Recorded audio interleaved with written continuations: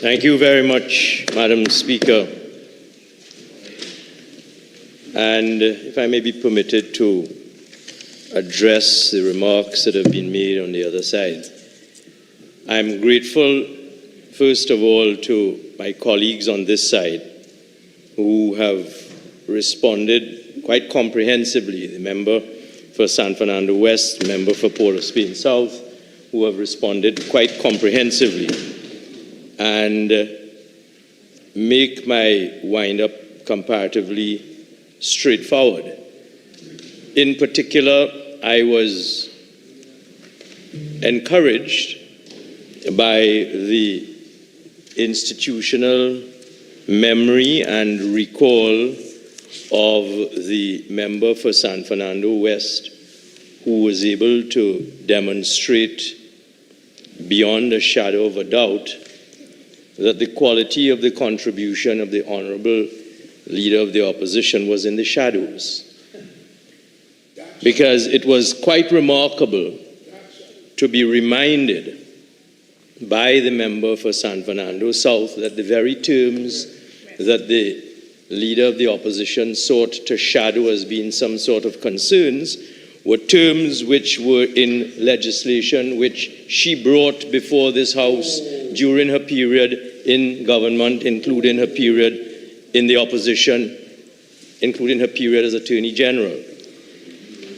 So that I don't intend to spend any further time on responding to shadows. With respect to the comments that have been made by the member for Caroni Central, I found it remarkable that he spent as much time as he did. He repeated himself from the beginning to the middle to the end of his contribution, asking for the government to improve the rules for the Petty Civil Court. And I have to confess that I went back to the bill because I thought for a moment that I was in another place. Because the bill before this House, Madam Speaker, is very clear. The bill before this House says, as indeed the member said, that at clause 43, the Petty Civil Courts Act is repealed.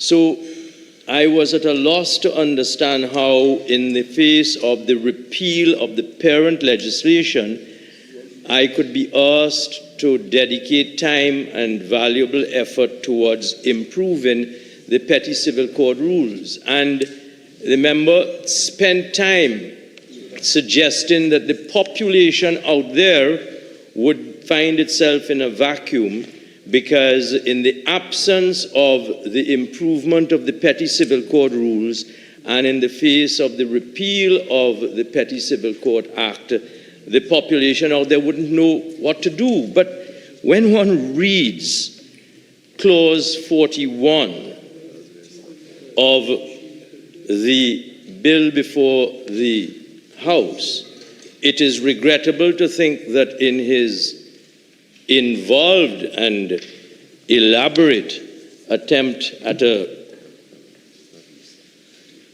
contribution, the member had not read clause 41B. Clause 41B says, where before the commencement of this act, so that presumes that the act will be passed in the Parliament and it will commence. So after the commencement, we will then know under the provisions of this act, which will become known as the Civil Division Act 2024, clause 41B will apply where, before the commencement of this act, B, the High Court or Petty Civil Court was vested with jurisdiction to enforce, renew, vary, etc., anything that was done previously under the Petty Civil Court Act or under the Petty Civil Court rules.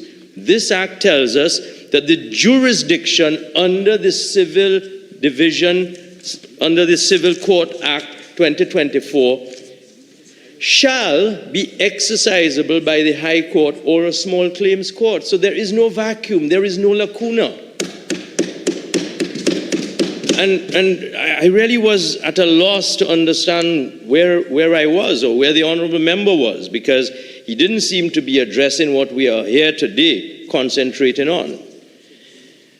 The member for Barataria San Juan made many submissions, all of which I think have been answered quite comprehensively by my learned colleagues, Port of Spain South and San Fernando West. And I don't think that I need to trouble myself in any detail at all to answer the several things made by the honorable member. And so, in the totality of the comments that I will make, in addition to some substantive material I will shortly come to, I have to commend the contributions of the independent bench of the opposition that came from the Honorable Miyaru, member for Miyaru, because those were the only remarks that were made with any objectivity and with any substance.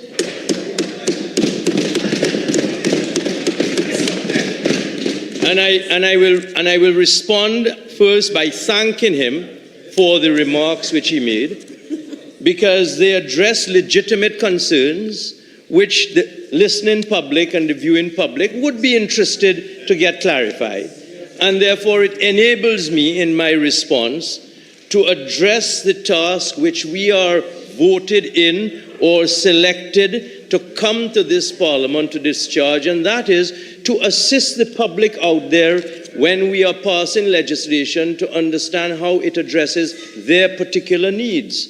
So on the question that the member for Miyaru asked legitimately with reference to the provisions in the bill that deal with access to justice through e-courts, digital access, telephones, virtual access, I can give him the assurance that already in the existing system where we have had virtual courts that started with the pandemic and has taken hold and continues to be part of our continuing reality, the judiciary has established, member for Miyaru and members of the listening public, virtual access customer centers. And what that does is that the judiciary has different kiosks around the country and staff who will assist persons who have challenges with e-courts and the digital world that we live in now. And to that extent, the passage of this bill will see the continued expansion of that assistance to the population out there so that persons are not disadvantaged by the passage of the legislation. The member for Miyaru also spoke to the need for public education. And let me address the substantive part of the response in my winding up that I had intended to look at, because the member for Miyaru engages precisely what I was going to speak to. The process of education began before this bill came to the Parliament, as it will continue after the bill is passed. So the judiciary, and you will recall, Madam Speaker, I made the point that the judiciary had approached the executive with this bill. I took the bill to the cabinet approved it with the recommendations that came from the judiciary. The judiciary engaged in a comprehensive stakeholder engagement exercise before we brought this bill to the Parliament. That engagement exercise involved consulting with the legal fraternity, consulting with academia, consulting with the mediators, consulting with banking and insurance, commercial lenders, debt collectors, consulting with the large business entities, state agencies, service industries, and small business owners, and importantly, individual persons, citizens of this country in different age groups. So the age groups who were engaged and consulted were between the ages of 18 to 24, 23 to 34, years of age I'm speaking of, 35 to 44, 45 to 64, and over 65. So the entire gamut of persons who would have concerns about their ability to use this small claims court and to get access to justice was identified through the engagement, the stakeholder engagement that was engaged in by the judiciary. There is also, in terms of classification of the professional areas that those stakeholders were engaged in, retired persons, unemployed persons, students, small business sector, banking, insurance, retail sector, large business and manufacturing sector, public sector, and legal. So the entire gamut of representative groups and persons of this society were part of the engagement that led into the bill that we are debating today. And at the end of that exercise, that engagement exercise, some of the findings that came out of that engagement in the pre-education process, which the government will continue to address the remarks of the independent part of the opposition bench from Mearu.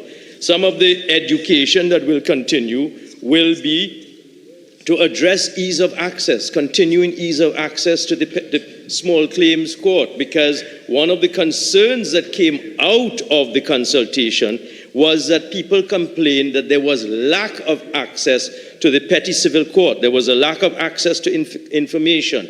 There were complicated and intimidating processes and procedures, high costs, lack of timeliness, efficiency, shortfall in training and experience of judicial officers and staff, and archaic legislation. Remembering that the petty civil court was passed in this country in the year 1919.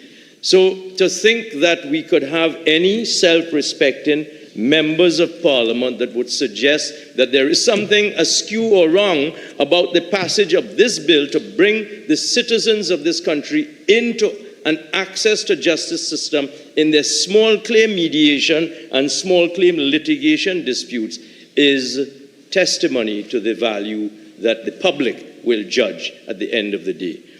The monetary claim limit was looked at, and part of the engagement that was engaged in was to get persons to acknowledge what are the limits that the small claims court could go up to.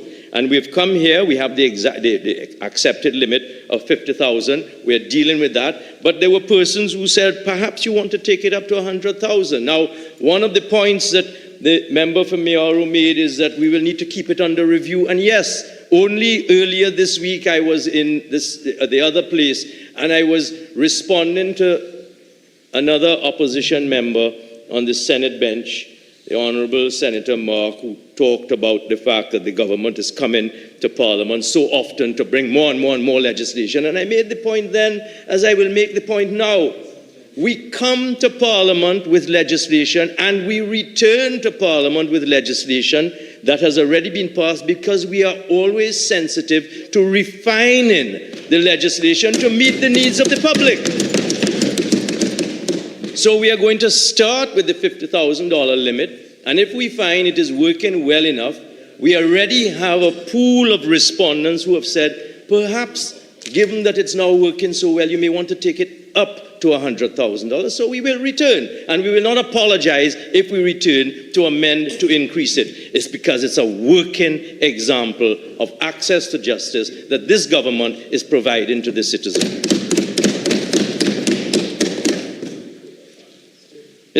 Madam Speaker, the conclusion that came out of the consultation was that the improvement of the administration of justice for small value claims through the establishment of a small claims court was deemed necessary by stakeholders.